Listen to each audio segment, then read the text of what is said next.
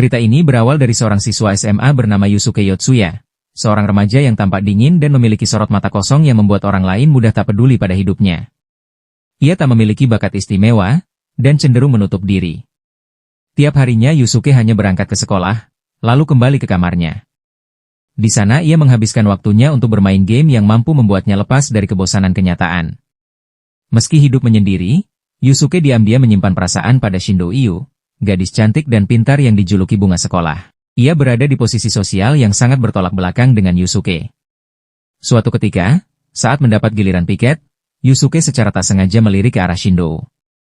Dalam hati, ia merasa mereka berasal dari dua dunia yang sama sekali tak memiliki titik pertemuan. Namun, sesuatu yang tak terduga terjadi. Papan tulis di kelas tiba-tiba menampilkan gambar bunga-bunga aneh, dan tubuh Yusuke perlahan menghilang dari ruang kelasnya. Ia terlempar ke sebuah dunia asing yaitu dunia isekai yang dipenuhi makhluk raksasa dan monster dengan bentuk aneh. Meski penampilan mereka cukup menakutkan, anehnya, tidak ada yang langsung menyerang Yusuke. Sebelum Yusuke menyadari apa yang terjadi, ia lalu bertemu Shindo, gadis yang ia kagumi serta seorang teman sekelas lain bernama Kusue. Rupanya, keduanya sudah pernah masuk ke dunia ini, sehingga mereka tampak tenang, seakan perjalanan antar dimensi bukan lagi hal yang mengejutkan. Tak lama kemudian, muncul sosok berpenampilan aneh dengan tubuh kurus kering dan wajah menyeramkan. Meski awalnya menakutkan, ternyata ia adalah seorang pemandu yang bertugas memberi arahan kepada para siswa dalam dunia misi ini. Dialah yang menjelaskan aturan bertahan hidup kepada Yusuke dan kedua temannya. Mereka bertiga lalu menerima misi penting dari kepala desa setempat. Waktu yang diberikan hanya 14 hari untuk menyelesaikan tugas. Setiap kali berhasil melewati tantangan, tim mereka akan mendapatkan anggota baru. Namun, kenyataannya tidak sesederhana itu. Semakin banyak anggota, tingkat kesulitan juga meningkat. Dalam pertempuran pertamanya, Yusuke kalah karena kurang pengalaman dan bertindak gegabah. Ia tewas seketika. Namun, sistem isekai di sini memiliki sihir kebangkitan dalam waktu 30 detik, asalkan masih ada anggota tim yang bertahan hidup.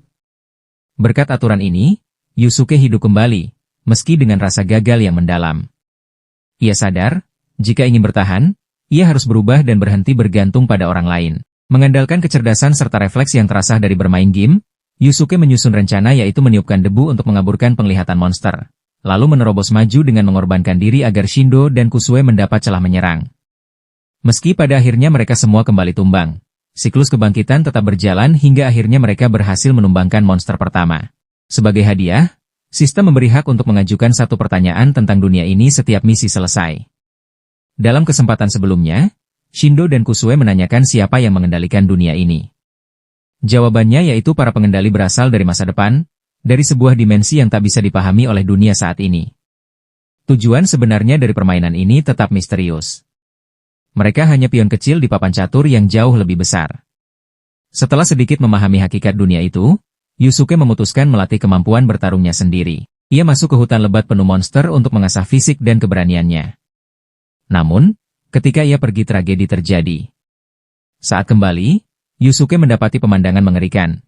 Shindo dan Kusue tergeletak berlumuran darah, diserang oleh makhluk raksasa. Saat melihat kedua rekannya hampir binasa, Yusuke sadar, jika ia juga mati, tim mereka akan lenyap selamanya. Pikiran itu memaksanya berdiri meski tubuhnya masih gemetar ketakutan. Di bawah cahaya bulan, Yusuke berusaha menyeret Kusue yang sekarat sambil terus menenangkan Shindo, memaksanya meninggalkan area berbahaya menuju desa terdekat tempat misi berikutnya menanti. Ketika fajar menyingsing, kedua gadis itu menyadari kenyataan yang mengerikan. Jika bagian tubuh mereka dimakan monster, meski mereka bangkit kembali, bagian itu tidak akan pernah pulih. Kondisi ini menempatkan kelompok mereka dalam posisi sulit, memaksa mereka mencari bantuan dari penduduk desa. Akhirnya, meski belum sepenuhnya pulih, mereka menuju desa yang dikelilingi pegunungan kelam dan hutan rapat. Penduduk yang menantikan kedatangan para pejuang terpilih segera mengenali mereka sebagai para pahlawan. Namun, itu bukanlah harapan, melainkan kenyataan pahit yang membuat suasana berubah muram. Ketika mereka bertemu kepala desa pria tua dengan wajah yang penuh kerutan itu, ia memberikan misi berikutnya. Tugas mereka adalah membasmi monster yang hampir membunuh Yusuke sehari sebelumnya. Makhluk haus darah itu memiliki kekuatan jauh melampaui kemampuan para pemula yang baru saja masuk ke dunia ini. Mendengar misi tersebut, ketiganya tidak bisa menyembunyikan kebingungan. Situasi mereka sudah terlalu genting. Persediaan hampir habis, dan setiap keputusan harus diambil dengan sangat hati-hati. Namun, meski bahaya mengintai, Yusuke justru merasakan kegembiraan pribadi. Selama Shindou dan Kusue tidak mati bersamaan, sistem kebangkitan masih akan menjaga formasi tim. Malam itu, Yusuke kembali masuk ke hutan, berburu monster seorang diri. Baginya, naik level bukan lagi sekadar untuk bertahan hidup, tetapi juga cara agar ia berguna.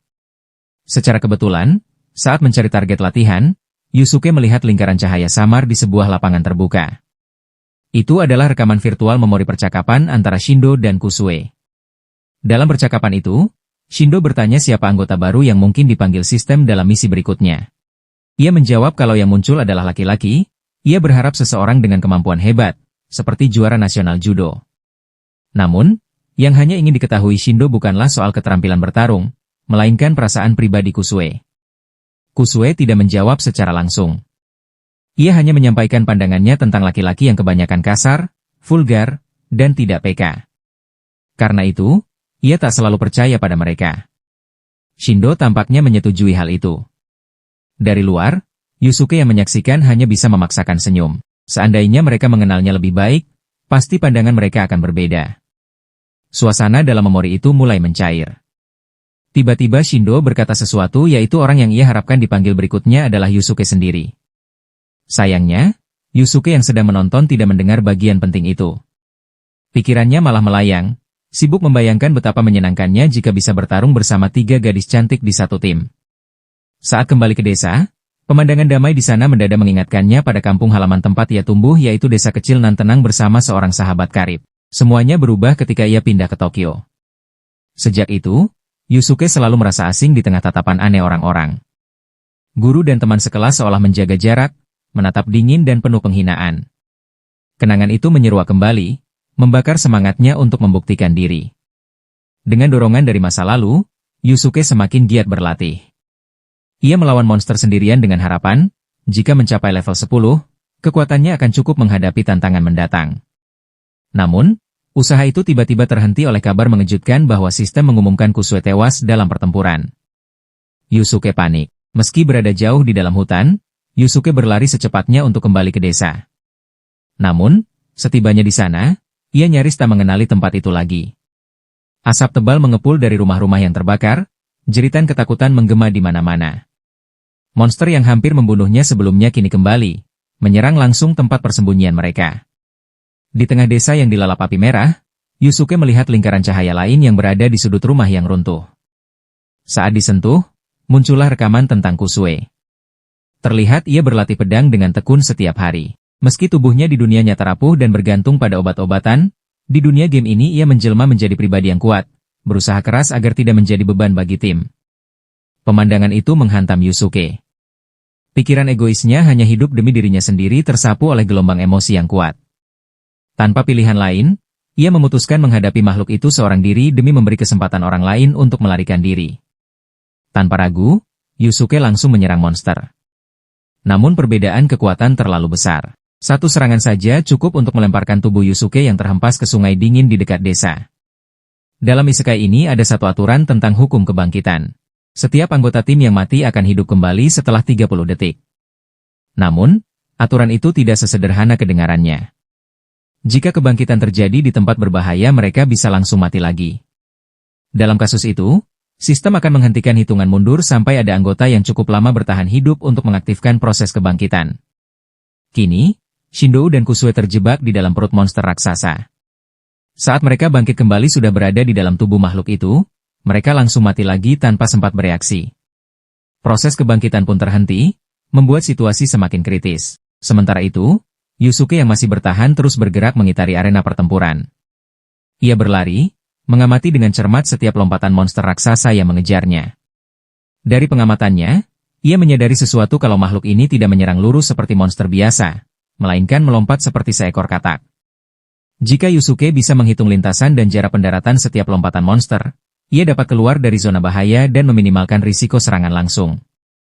Namun, strategi menghindar terus-menerus jelas bukan solusi.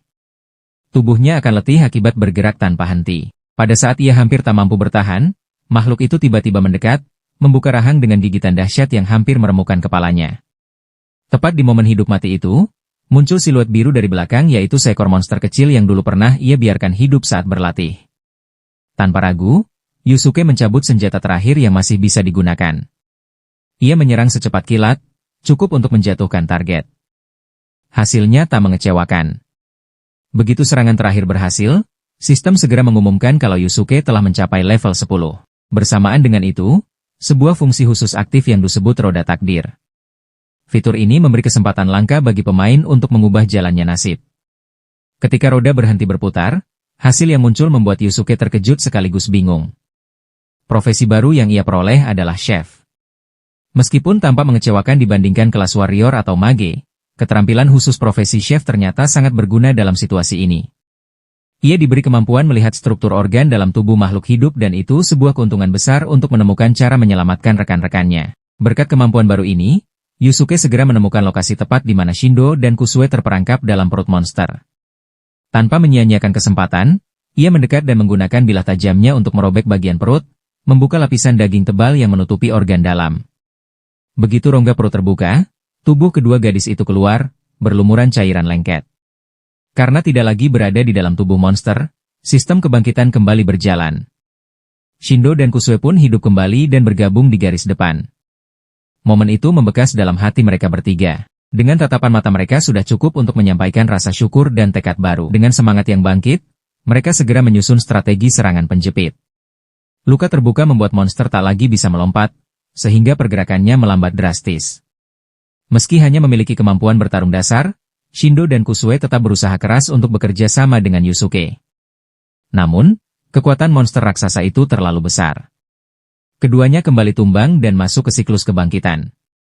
Sementara hanya Yusuke, yang masih berdiri, menemukan titik lemah lain yaitu sebuah luka kecil yang belum sepenuhnya sembuh. Tanpa ragu, ia menerobos masuk ke dalam luka itu dan menusuk dari dalam organ vital, membuat makhluk tersebut lumpuh.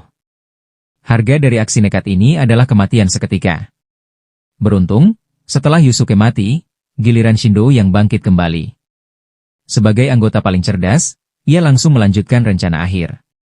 Dengan tongkat sihir khusus, ia menusuk tengkorak monster. Udara masuk, menyebabkan perubahan tekanan mendadak di dalam kepala makhluk itu hingga akhirnya meledak. Pertarungan pun berakhir. Misi selesai. Satu persatu, status kelompok kembali normal. Hasil akhir menunjukkan bahwa Yusuke adalah orang yang paling banyak naik level. Meski awalnya hanya seorang farmer, profesi yang lemah di awal, ia justru mendapat banyak kesempatan mengumpulkan pengalaman. Sebaliknya, Shindo yang berperan sebagai satu-satunya mage levelnya hanya naik sedikit. Saat berdiri di hadapan sang Game Master untuk menerima hadiah misi, Yusuke mengajukan pertanyaan penting tentang apa yang menanti mereka di ujung jalan misi ini.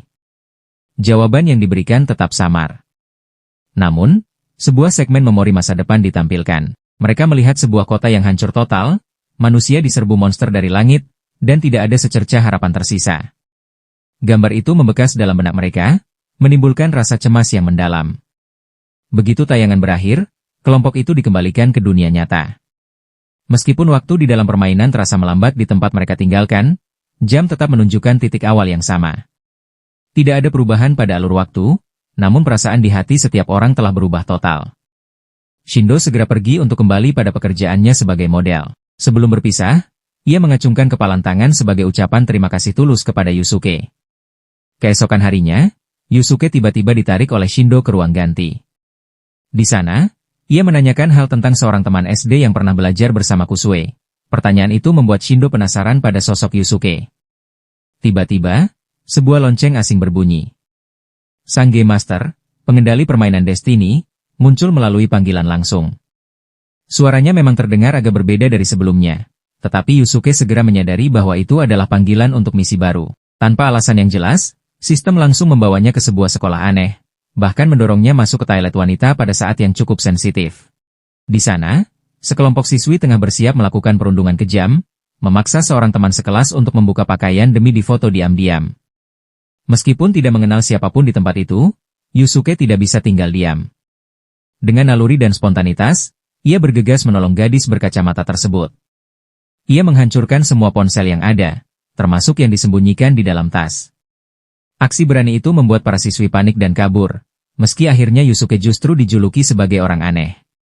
Satu-satunya yang bertahan adalah Yuka, gadis yang tadi diintimidasi. Setelah mendengar penjelasannya bahwa ia dihukum hanya karena berkomentar tak sengaja saat siaran langsung, Yusuke pun jadi mengerti keadaannya. Meski setahun lebih tua darinya, Yuka terlihat kekanakan dan sedikit aneh. Ia mengira Yusuke sedang berusaha tampil keren, meski caranya terkesan canggung. Sebelum berpisah, Yuka menyarankan agar Yusuke belajar dari tokoh-tokoh kuat dalam permainan bila ingin terlihat hebat. Beberapa hari kemudian, kelompok bertiga itu kembali dipanggil ke dunia misi. Kejutan terbesar adalah kemunculan karakter keempat yaitu Yuka yang kini resmi menjadi anggota tim. Mereka pun siap menghadapi tantangan baru. Game Master kembali muncul, kali ini untuk memperkenalkan profesi yang diberikan sistem kepada Yuka sebagai penyihir api. Dalam pembaruan kali ini ada perubahan penting yang berdampak langsung pada pertempuran. Waktu kebangkitan setelah mati tidak lagi tetap 30 detik. Karena penggunaan berlebihan pada misi lalu, sistem memperpanjangnya menjadi 40 detik. Misi keempat terlihat sederhana yaitu menjelajahi 5% area peta dan mengantarkan barang misterius ke tujuan aneh bernama Redobo. Namun, informasi mengenai paket itu sama sekali tidak jelas, membuat kelompok kebingungan untuk menyusun rencana. Yuka si anggota baru, mendapat penjelasan dari Shindo dan Kusue tentang seluruh kisah yang melibatkan tindakan berani Yusuke di dunia nyata. Insiden aneh di toilet sekolah telah merusak citra Yuka di mata teman-temannya, ia pun dibuat terasing sepenuhnya. Dalam dunia isekai, ia menjadi sosok bayangan yang tak seorang pun pahami, kecuali mereka yang pernah berbagi pertarungan hidup mati bersamanya di dunia virtual. Saat tim memutuskan untuk berpencar demi mempercepat eksplorasi, sebuah kejutan muncul. Terlihat seekor makhluk besar jatuh dari langit, lalu dari bangkainya merayap keluar seekor kelabang raksasa dengan bentuk mengerikan. Sebelum sempat bereaksi, Yusuke terpental jauh dan langsung kehilangan nyawa. Dengan waktu kebangkitan yang kini 40 detik, kelompok terpaksa berjuang tanpa sang pilar utama. Sementara itu, Yuka masih kesulitan menyesuaikan diri dengan ritme pertempuran. Ia mencoba menguasai kemampuan penyihir api, namun karena kurang pengalaman, sebagian besar sihir yang ia lontarkan tak berguna. Dan ia hanya bisa menaikkan suhu di sekitar tubuhnya. Efeknya sama sekali tak berpengaruh dalam pertempuran. Meski penuh semangat, hasilnya tetap mengecewakan. Tiba-tiba, monster lain muncul dari bawah tanah dan langsung menggigit Yuka hingga ia jatuh pingsan. Di tengah kekacauan, Yuka yang baru saja bangkit kembali teringat pada ucapan gadis itu beberapa hari sebelumnya. Meski tampak kekanakan, Yuka meninggalkan kesan khusus yang mendorongnya untuk berubah. Sejak pertama kali menjadi pemain, Yuka memang selalu mencari sesuatu yang lebih dari sekadar bertahan hidup mungkin berarti menjadi sosok yang bisa dihormati. Selama 2 minggu terakhir, ia bahkan mempelajari cara agar bisa terlihat lebih tangguh. Pada momen genting ketika pertempuran melawan kelabang raksasa mencapai puncaknya, Yuka menyadari kelemahan makhluk itu berada di bagian perut dan tempat yang tersembunyi tidak terlindungi dengan baik. Dengan senjata khas profesinya sebagai koki, dengan sebilah pisau dapur, ia memotong kaki kelabang satu persatu hingga makhluk itu lumpuh. Kemudian, ia meraih tangan Kusue untuk mengakhiri pertempuran bersama. Mereka pun memusatkan seluruh tenaga dan menebas kepala makhluk itu. Dengan satu tebasan terakhir, misi mengalahkan kelabang raksasa pun selesai. Pertarungan yang semula mustahil akhirnya berakhir menang. Setelah keadaan kembali tenang, kisah tentang Shindo, pemain ketiga, perlahan terungkap melalui kilas balik. Sejak kecil, Shindo dikenal keras kepala. Ia sering membuat masalah dan tidak mau mengalah. Kepribadian itu terbentuk karena pengaruh dua kakaknya yang sering menekan dan menantangnya, membuat Shindo melawan dengan kekerasan. Saat bersekolah, ia kerap melukai dirinya sendiri dan sering terlibat perkelahian dengan teman sekelas. Perlahan, ia pun terisolasi bahkan harus makan siang sendirian di lorong sekolah. Keadaan itu berubah ketika ia bertemu seorang kakak perempuan, satu-satunya orang yang mau mendengar keluhannya dan berbagi cerita. Kehadiran sosok itu memberinya rasa aman. Namun, hidup kembali menghantamnya. Sayuri, gadis yang penampilannya dianggap tidak menarik, menjadi sasaran ejekan di media sosial. Hujatan yang tiada henti membuatnya putus asa hingga akhirnya memilih mengakhiri hidup. Kabar itu mengguncang Shindo. Ia pun menghilang dari sekolah dan menutup diri dari semua orang. Rasa kehilangan itu menyakitinya, sekaligus menyalakan tekad tersembunyi dalam dirinya. Jauh di lubuk hati, Shindo percaya bahwa ia harus menjadi cukup kuat dan bersinar agar semua orang menoleh padanya dan mengakui keberadaannya. Hanya dengan begitu, hinaan dari dunia nyata tak lagi mampu menjatuhkannya. Bagi Shindo, dunia ini adalah kesempatan untuk terlahir kembali, tempat di mana ia tak perlu menunduk menghadapi tatapan merendahkan siapapun. Keesokan paginya, kelompok para pahlawan memutuskan kembali ke desa yang pernah mereka singgahi. Mereka berharap bisa menemukan alat transportasi untuk melanjutkan perjalanan. Namun, begitu tiba, pemandangan yang mereka lihat sudah berubah total. Penduduk desa lenyap tanpa jejak. Yang tersisa hanyalah rumah-rumah kosong dan suasana muram. Sebuah tong kosong berguling tertiup angin. Di dalamnya, ada peta buram dan petunjuk kasar. Menurut peta itu, tujuan mereka berada di seberang benua. Jika menggunakan kuda, perjalanan memakan waktu sekitar 1 bulan. Jika berjalan kaki, waktunya bisa 3 kali lipat. Tanpa pilihan lain, kelompok itu terpaksa mencari cara agar bisa bergerak lebih cepat. Mereka mendengar kabar tentang sebuah kompetisi besar di dekat wilayah itu, dengan hadiah berupa teknologi transportasi khusus. Sebuah peluang untuk mempercepat perjalanan menuju Randa. Informasi itu membuat Yuka bertekad mengikuti kompetisi, demi mendapatkan alat transportasi dan menyelesaikan misi lebih cepat. Dalam perjalanan menuju arena, mereka terjebak dalam penyergapan sekelompok bandit lokal. Sesuai aturan dunia ini, para pahlawan tidak boleh melukai manusia. Tidak bisa melawan, Yuka akhirnya kehilangan banyak pengalaman dan levelnya turun drastis. Dalam kepanikan, kelompok itu terpaksa mundur. Shindo segera menciptakan penghalang debu, menutupi pandangan lawan agar rekan-rekannya bisa melarikan diri. Aksi berani itu membuatnya tertangkap oleh para bandit. Menjelang waktu kompetisi, Yusuke memanfaatkan setiap kesempatan untuk menaikkan level dengan berlatih melawan makhluk kecil bernama Goblin, yang biasanya diremehkan. Berkat ketekunan itu, ia mencapai ambang batas untuk memutar profesi baru. Hasilnya mengejutkan semua orang. Yusuke mendapat profesi penyihir makhluk, sebuah kelas langka dengan kemampuan khusus untuk memanipulasi laju metabolisme makhluk hidup. Selain itu, kemampuannya juga memengaruhi daya persuasi ketika berbicara. Meski awalnya tampak tidak praktis, setidaknya kali ini Yusuke merasa sedikit terhibur. Ia tidak lagi menjadi beban sepenuhnya bagi tim. Namun, begitu babak kualifikasi dimulai, Yusuke langsung tersingkir. Untungnya, berkat kemampuan kebangkitan, tubuhnya cepat pulih. Ia pun memilih untuk terus mengamati jalannya kompetisi dengan pola pikir baru. Keberaniannya menarik perhatian seorang ksatria wanita bernama Kahabel, anggota penting pasukan militer setempat. Ia melihat Yusuke bukan hanya berjuang demi poin hadiah. Karena itu, KH menawarkan sebuah kesepakatan. Yusuke harus memberikan semua informasi tentang markas, rencana operasi, dan kekuatan pasukan bandit yang mereka temui sebelumnya. Sebagai imbalan, KH bersedia meminjamkan seekor kuda alat transportasi penting untuk mempercepat perjalanan ke Randa. Selain itu, ksatria wanita itu juga memberikan pelatihan dasar teknik pedang kepada Yusuke, yang jelas masih terlalu lemah dibanding standarnya.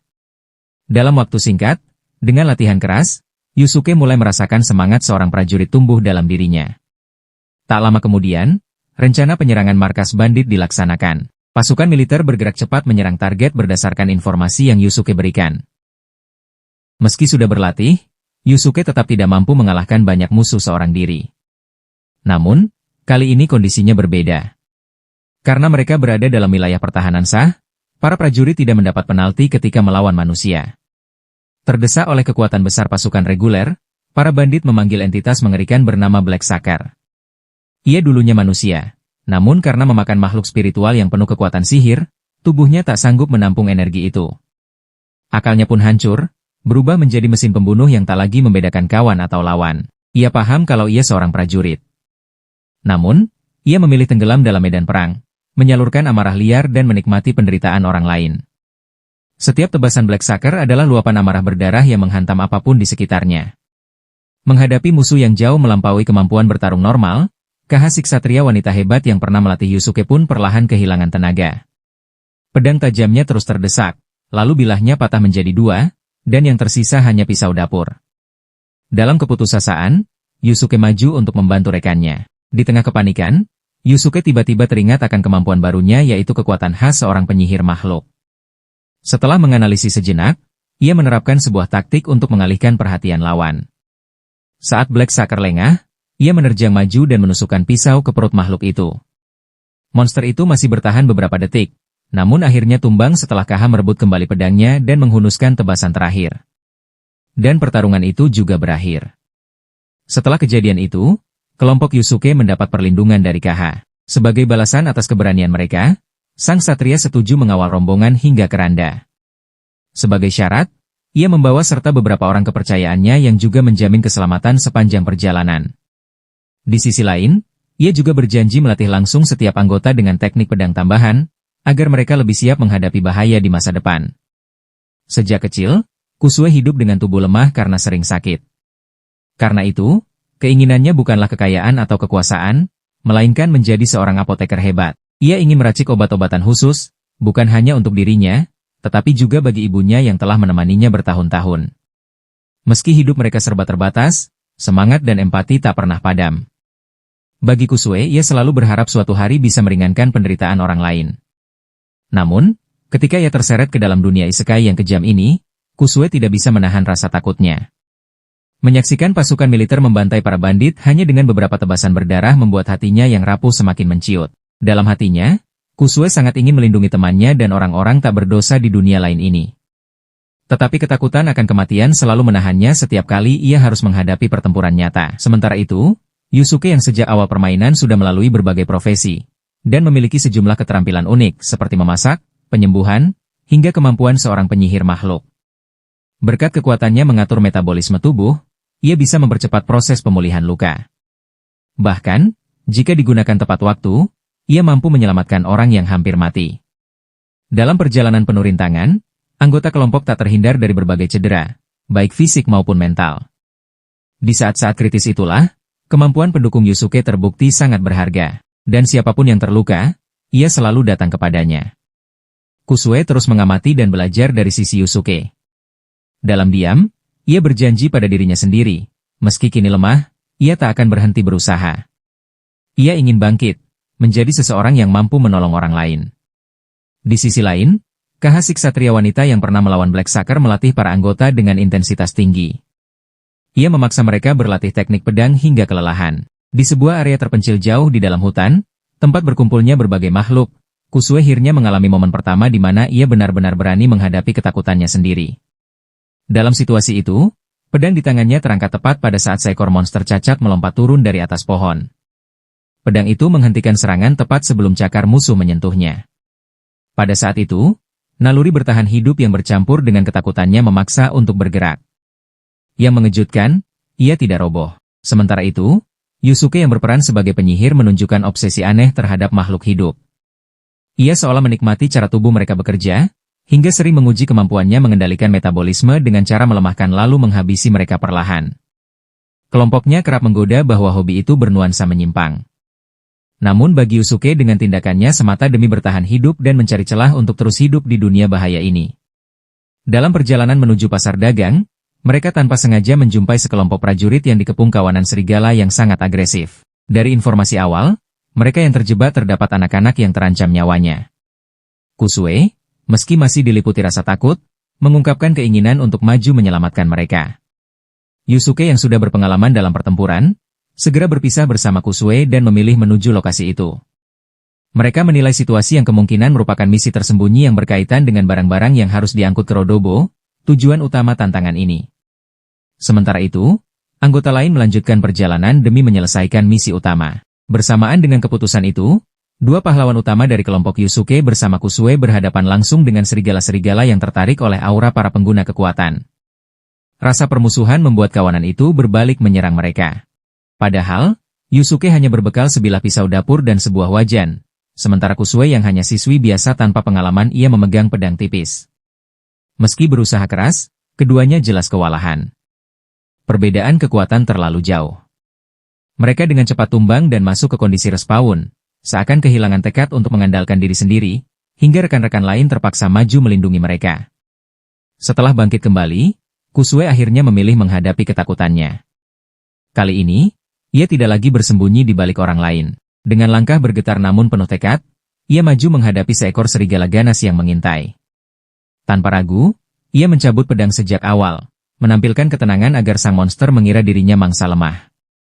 Ketika serigala itu menerkam secepat kilat, pedangnya terhunus tegas.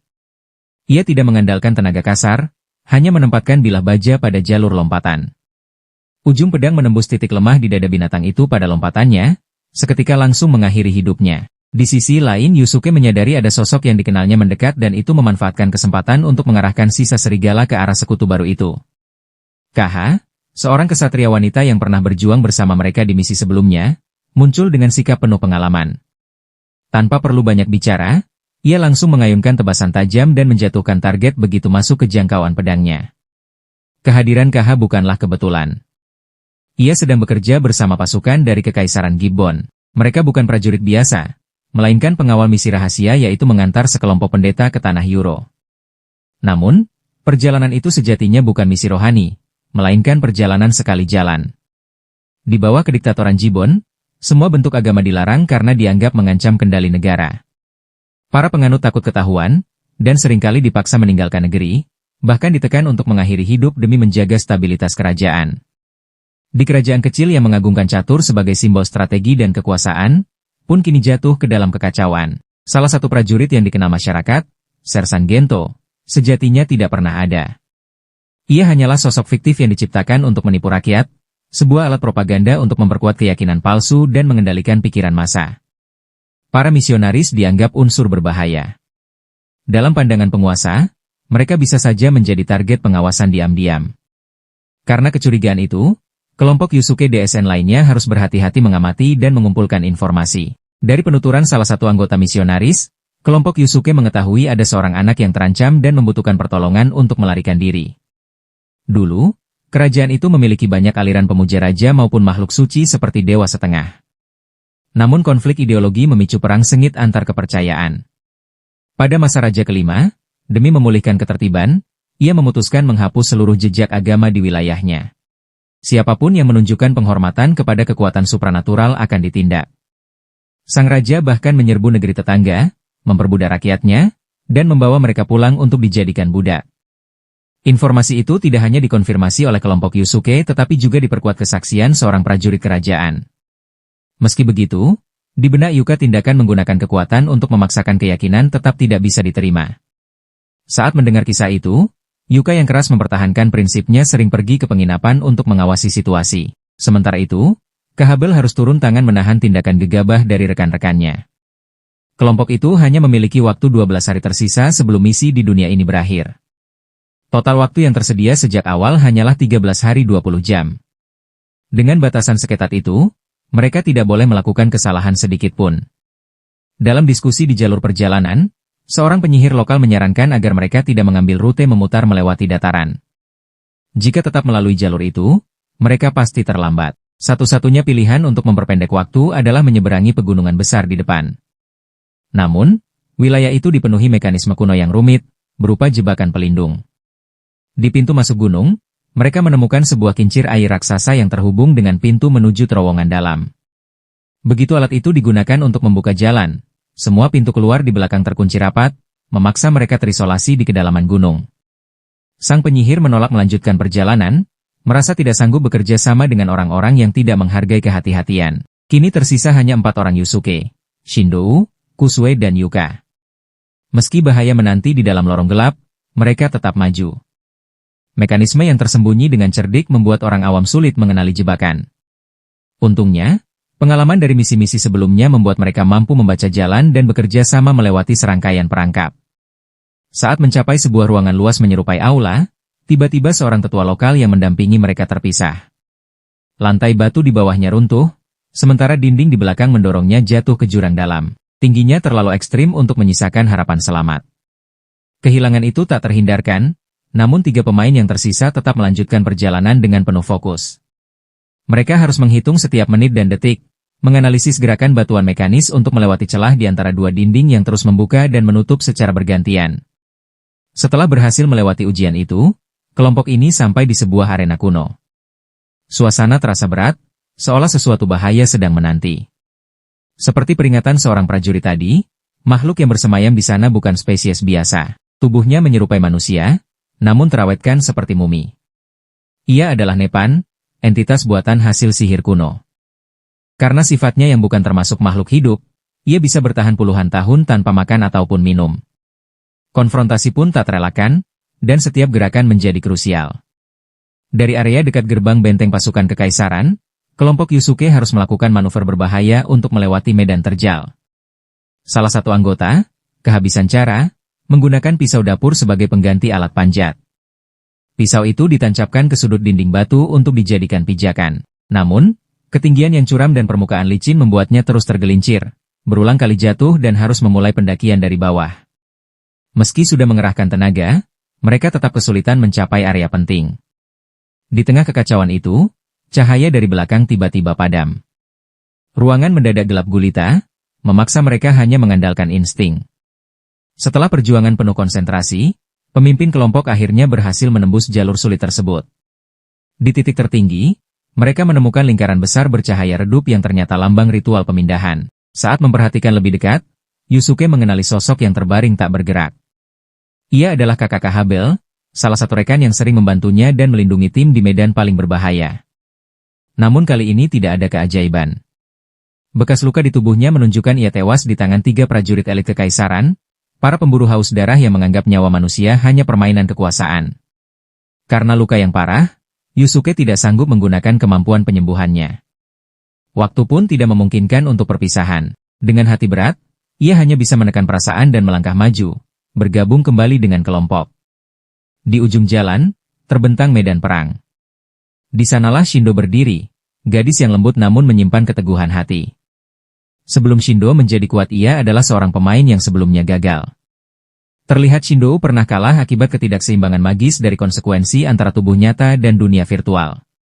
Meski begitu, ia tak pernah meninggalkan cita-citanya. Pertarungan pun berlanjut. Kaha dan Shindo maju bersama melawan monster Nepan. Mereka tahu, hanya dengan mengalahkan makhluk itu, seluruh kelompok bisa keluar dari tempat mengerikan ini. Namun, sebuah serangan tak terduga menembus perut Kaha. Tubuhnya kehilangan keseimbangan dan jatuh ke danau di bawahnya. Air yang membeku terus menghantam tubuhnya, tetapi Kaha berusaha tetap sadar agar tidak kehilangan kendali. Shindo yang panik menutup mata, melangkah mundur tanpa memperhatikan medan. Kakinya menginjak ikan sekarat, membuatnya mati kehabisan napas. Namun keberuntungan berpihak padanya. Energi aneh dari sistem permainan tiba-tiba aktif. Shindo naik tingkat secara mendadak, dan seketika seluruh alur waktu di dunia misi membeku. Ia teringat ucapan Yusuke sebelumnya, yaitu fenomena terjadi saat pemain mencapai level 10. Sistem akan menambahkan profesi baru pada karakter.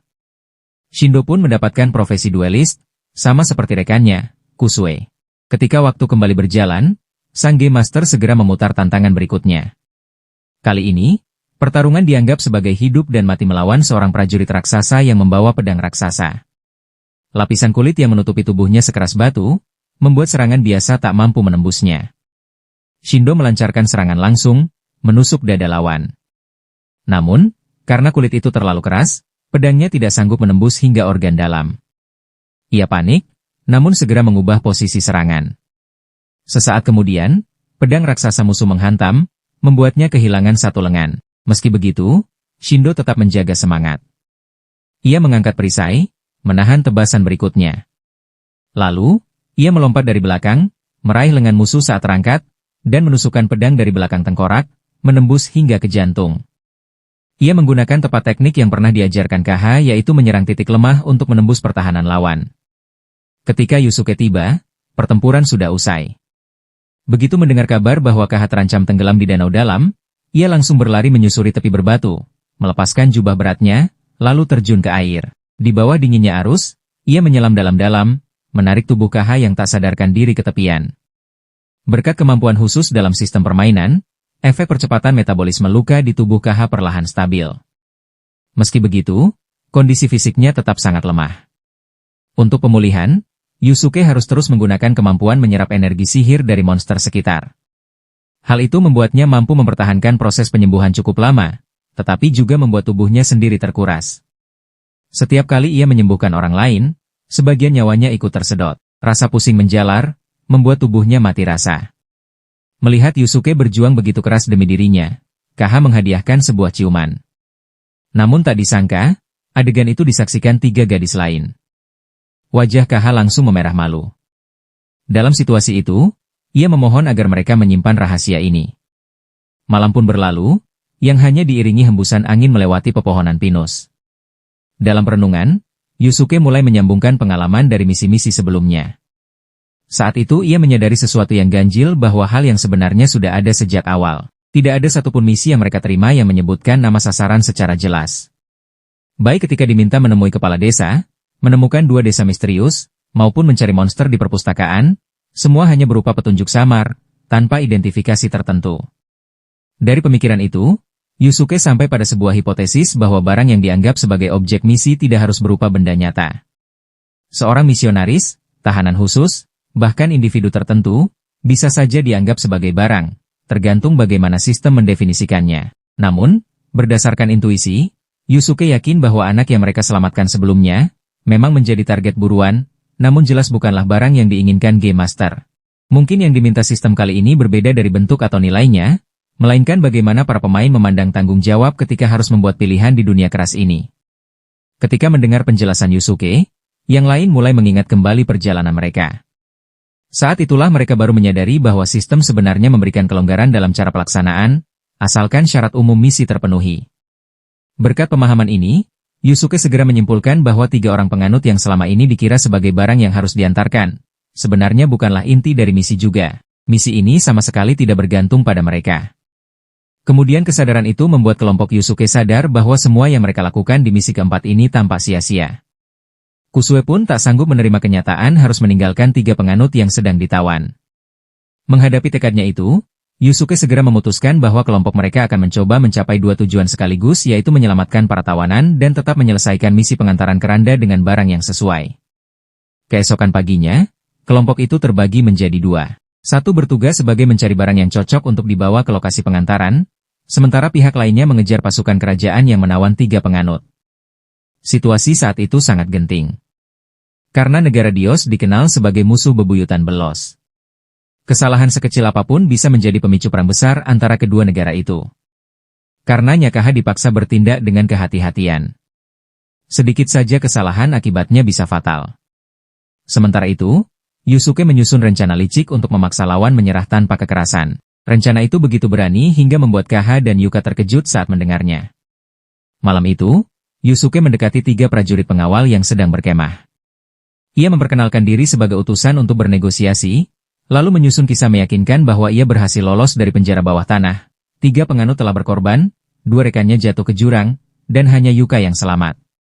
Dengan cerita itu, Yusuke menuntut pertukaran nyawa mereka yang telah gugur dengan kebebasan 3 penganut yang tersisa. Namun, rencana itu tidak berhenti di sana. Lalu Yusuke memberikan peringatan dingin bahwa bila tuntutannya tidak dipenuhi, ia sebagai pahlawan abadi akan menyebarkan ajaran 3 martir ke seluruh dunia, membuat tanah-tanah jatuh ke dalam keyakinan baru.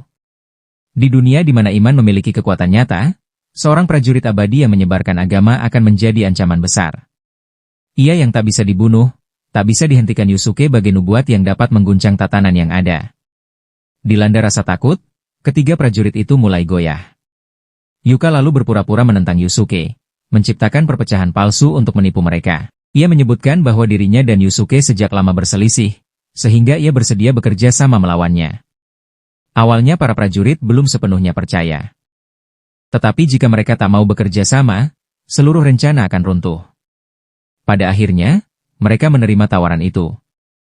2 prajurit pergi memburu Yusuke sementara 1 orang tetap tinggal untuk mengawasi para penganut selama 3 jam. Tak terduga, prajurit yang tersisa itu justru menyerang Yuka setelah menyadari bahwa cerita sebelumnya hanyalah tipu muslihat. Tanpa pilihan lain, Yuka segera ditundukkan dan dijadikan tawanan sungguhan.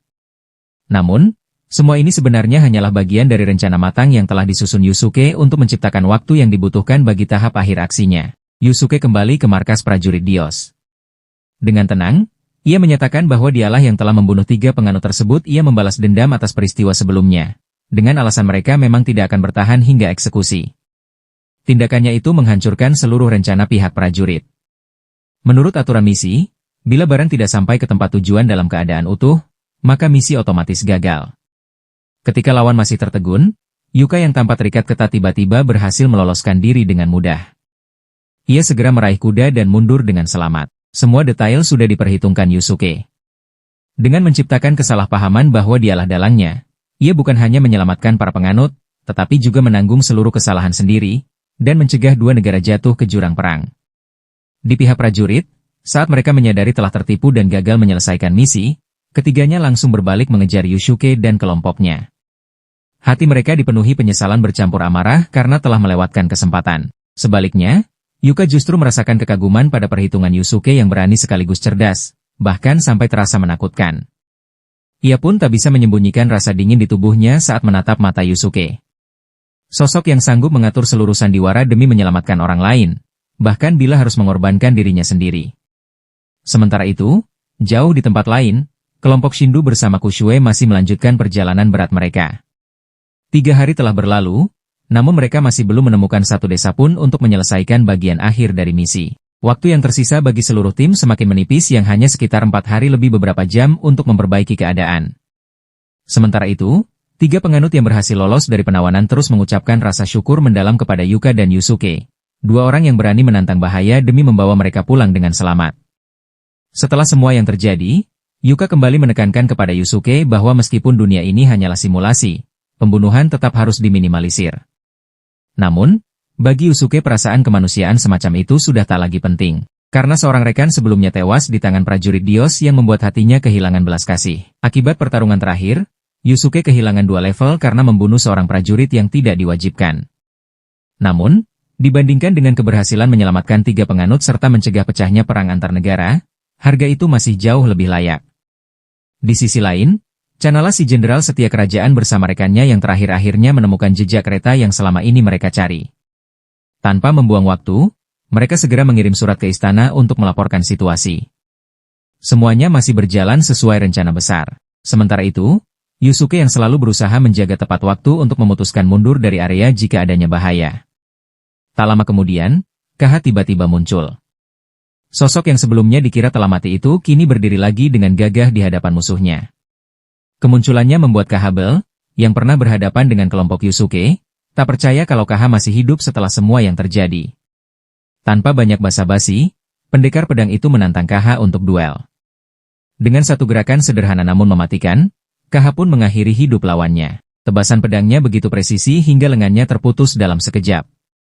Setelah menyatakan bahwa semua kejadian sebelumnya cuma sandiwara cerdik untuk menipu lawan, Kaha pun menutup pertarungan dengan menghabisi nyawa musuhnya. Sementara itu, burung pembawa pesan telah lebih dulu terbang ke istana, membawa kabar kegagalan pasukan Cowol.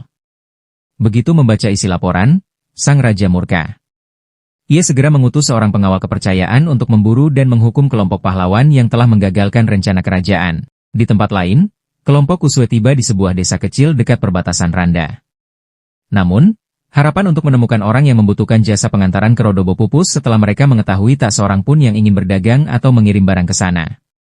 Kekecewaan pun muncul, membuat perjalanan yang hampir mencapai akhir justru terhenti dalam kebuntuan. Sementara itu, kelompok Yusuke tengah bersiap berangkat ke daerah berikutnya guna melanjutkan misi. Pada masa itu, Yuka yang PK mulai menyadari bahwa Kaha sepertinya menyimpan perasaan khusus terhadap Yusuke. Meski berusaha menutupinya, sorot mata Kaha yang tenang namun penuh makna membuat Yuka sadar akan hal itu. Ia sempat merasa sedikit kecewa karena perjalanan mereka akan segera usai. Sementara Kaha masih ragu untuk mengungkapkan perasaannya. Yuka kemudian mencoba membantu secara diam-diam.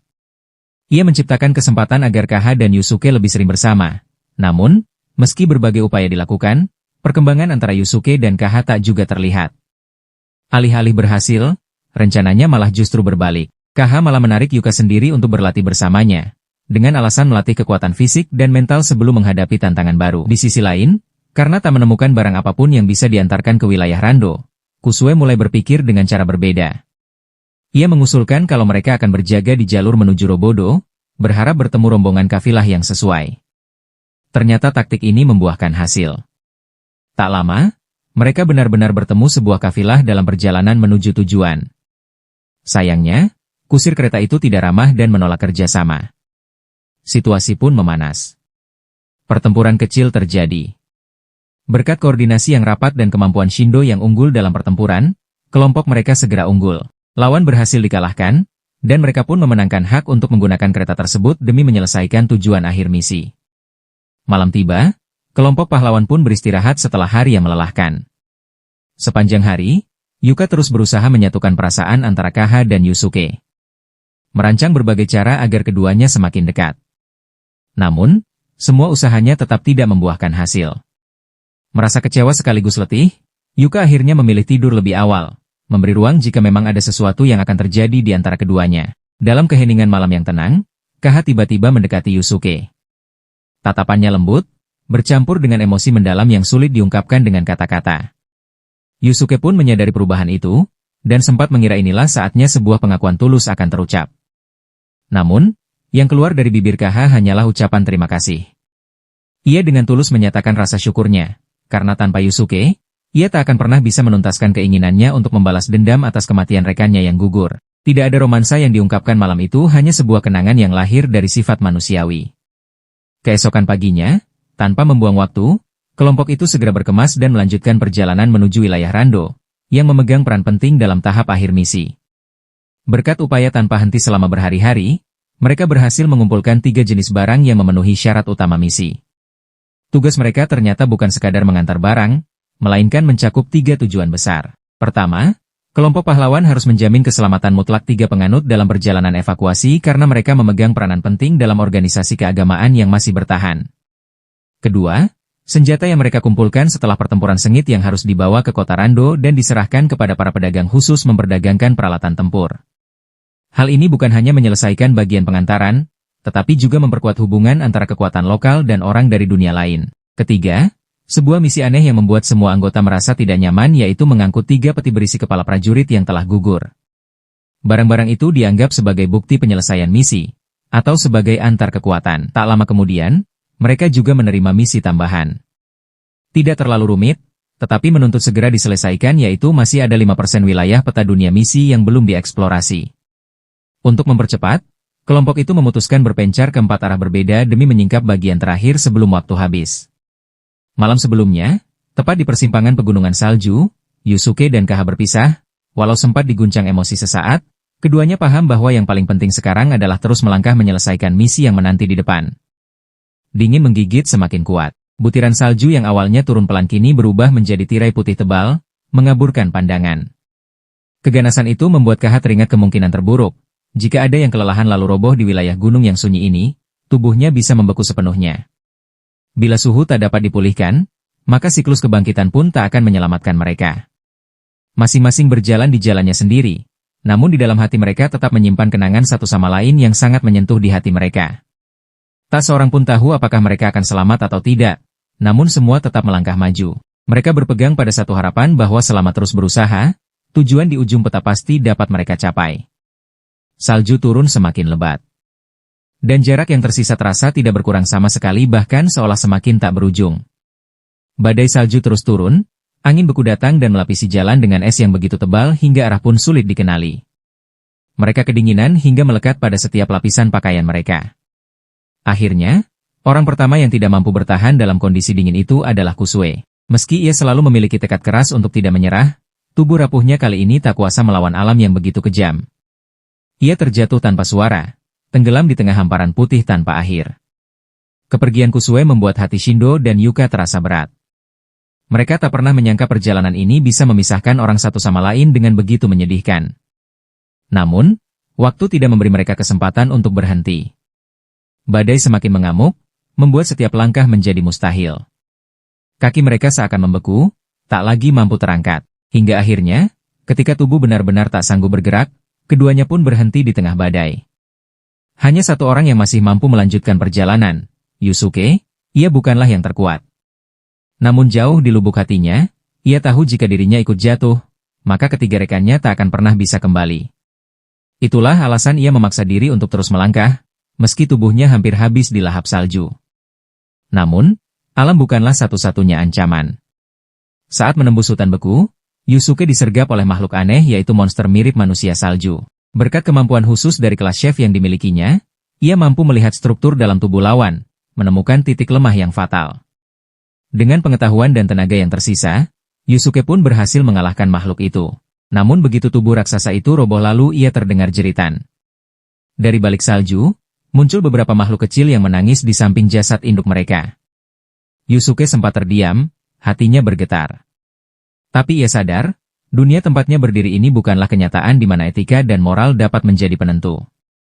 Meski ada pergolakan dalam hati, ia memaksa diri untuk melanjutkan perjalanan. Walau berhasil melewati ujian berat dalam dirinya, kecemasan masih menghantuinya. Jika misi ini gagal diselesaikan sebelum batas waktu, seluruh kelompok akan binasa. Pikiran itu menghimpitnya, membuat setiap langkah berikutnya terasa semakin berat.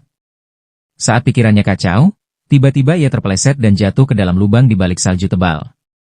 Dalam hati, Yusuke hanya bisa pasrah, mengira kali ini benar-benar sudah tiba di akhir. Arus air es menyeretnya semakin dalam ke bawah tanah. Beruntung, ia tidak kehilangan nyawa. Yusuke tak membeku seperti yang lain, ia justru terdampar di dalam gua dengan suhu lebih hangat, cukup untuk mempertahankan hidup sementara. Ketika kesadaran Shindo kembali, yang pertama ia rasakan bukan rasa sakit, melainkan kebingungan karena tak ada jalan keluar di sekelilingnya. Saat mencoba mencari celah, ia menemukan pemandangan aneh yaitu sebuah desa kuno yang tenggelam di bawah permukaan air beku, peninggalan peradaban yang telah lama terkubur. Pemandangan itu menimbulkan rasa asing sekaligus akrab, seolah membangunkan memori kuno. Namun, tubuhnya tak mampu bertahan lebih lama. Kehangatan itu hanya sementara, dan tubuh yang kehilangan tenaga dalam lingkungan kurang oksigen membuat Shindo tak sanggup melawan. Ia lemas, dan terjatuh menjadi orang kedua yang kehilangan hidup di dunia itu. Sementara itu, Yusuke yang terperangkap di jalur gua gelap tanpa jalan keluar mencoba mengikuti seekor cacing raksasa yang menggali tanah. Ia berharap bisa keluar dengan memanfaatkan jalur yang dibuat makhluk itu. Namun tanpa diduga, dari belakang muncul monster menyerangnya. Dalam ruang sempit dan gelap itu, ia tak mampu melawan. Dalam sekejap, tubuhnya ditelan, lenyap di dalam perut makhluk mengerikan. Dan ketika tubuh hancur dalam pencernaan, sistem kebangkitan dunia permainan pun tak lagi bisa bekerja. Kini hanya Yuka yang tersisa, yang masih mampu menahan dingin dan bertarung melawan monster. Ia sadar, kelompoknya berada di ambang kematian. Kusue telah mati membeku. Shindo tertelan di bawah tanah. Yusuke terseret ke dalam perut monster. Tak satu pun dari mereka dapat kembali. Sendirian di dunia beku. Yuka tahu, satu kesalahan saja semua anggota tim akan lenyap. Hari-hari yang ia lalui dalam cuaca kejam, pikirannya pun kabur, dipenuhi bayangan samar sosok para tokoh yang pernah menginspirasi hidupnya. Mereka bagai ilusi dalam mimpi, menyuarakan dorongan tanpa kata, memintanya tetap melangkah meski alasan tak lagi jelas. Dengan pandangan kosong, Yuka berjalan tertatih di tengah salju tebal.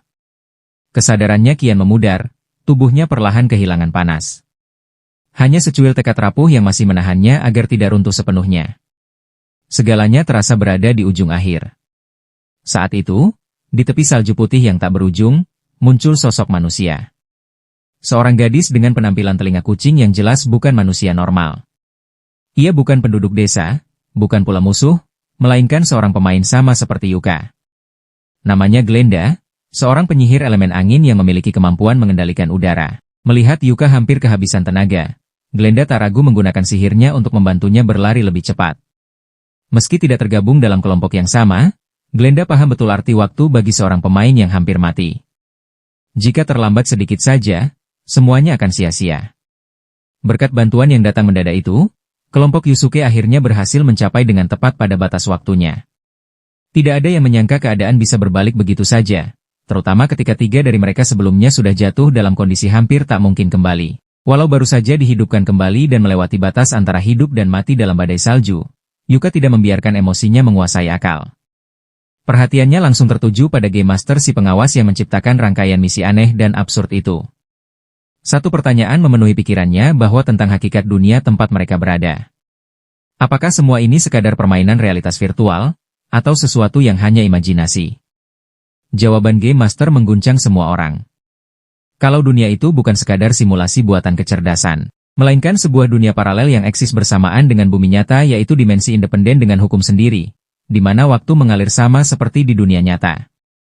Menurutnya, setiap kali manusia membuat pilihan sekecil apapun, maka sebuah cabang realitas baru tercipta.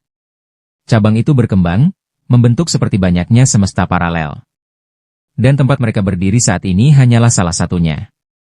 Kebenaran itu menghantam batin Yuka dan Yusuke, terutama bagi Yusuke yang pernah membakar seorang prajurit hidup-hidup dalam misi sebelumnya demi menciptakan bukti palsu agar para tahanan tak bersalah bisa selamat. Dalam logika permainan, tindakannya bisa dianggap strategi masuk akal. Tetapi setelah mendengar bahwa dunia ini nyata, bukan simulasi, berarti ia benar-benar telah membunuh seseorang makhluk bernyawa dengan tangannya. Begitu misi usai, seluruh kelompok langsung dipindahkan kembali ke dunia nyata, tempat mereka hanyalah siswa SMA dengan hanya masalah belajar. Namun bagi Yusuke bayangan misi itu terus membekas. Ia bahkan mengirim pesan kepada Shindo untuk melaporkan semua perkembangan. Yang paling menghantuinya adalah momen ketika ia sendiri mengakhiri hidup seseorang demi menyelesaikan misi. Kini ia tahu, orang itu bukan karakter virtual, melainkan manusia nyata. Kesadaran itu menjatuhkan batin Yusuke. Di mata temannya, ia hanya terlihat diam, seolah berusaha menyembunyikan perasaan sebenarnya. Tak seorang pun tahu bagaimana menenangkannya atau menariknya keluar dari kegelapan itu. Sekolah yang sebelumnya terasa asing kini semakin sunyi. Tak ada tatapan hangat yang mampu menyentuh hatinya. Segalanya berubah menjadi gema kosong. Yusuke pun mulai mempertanyakan siapa dirinya, tentang perannya dalam dunia ini, dan mengapa ia yang terpilih, hanya untuk dipaksa mengakhiri hidup orang lain. Dalam pusaran pikiran itu, ia tiba-tiba menerima pesan dari sang Game Master. Yang ternyata itu bukan perintah atau informasi baru, melainkan satu pertanyaan sederhana tentang perasaan Yusuke saat mengakhiri sebuah hidup. Hanya satu kalimat, tapi cukup untuk membuat tubuh Yusuke gemetar. Tanpa membalas, ia langsung menghapus pesan itu dan menyimpan ponselnya. Ketika pulang dengan pikiran kosong, berusaha menghindari semua bayangan itu, ia dikejutkan oleh sosok asing yang sudah menunggunya di kamarnya. Seorang gadis dengan topi jerami besar yang menutupi sebagian wajahnya. Penampilannya samar, namun entah mengapa terasa akrab, seolah berasal dari ingatan jauh. Suaranya bergema di ruangan kosong, menegurnya karena telah menghapus pesan sebelum ia memikirkannya. Kehadirannya membuat Yusuke curiga bahwa perempuan itu mungkin adalah Game Master. Meski tidak memberi jawaban langsung, ia menunjukkan pemahaman tentang dunia paralel yang pernah mereka masuki. Cara bicaranya mencerminkan kecerdasan yang melampaui manusia biasa. Saat Yusuke kembali menanyakan tentang perasaannya setelah membunuh seseorang wanita itu tidak menghindar. Ia justru membuat Yusuke menghadapi dirinya sendiri. Yusuke mengakui, jika sejak awal ia tahu bahwa makhluk-makhluk itu hidup nyata, ia tidak akan memilih untuk mengakhiri hidup mereka. Keputusan itu menjadi luka yang belum sembuh, sesuatu yang setiap malam merobek nuraninya. Percakapan itu tidak berlanjut panjang. Sang wanita hanya menyarankan agar Yusuke sementara waktu menyingkirkan pikiran rumitnya dan fokus pada apa yang ada di depan.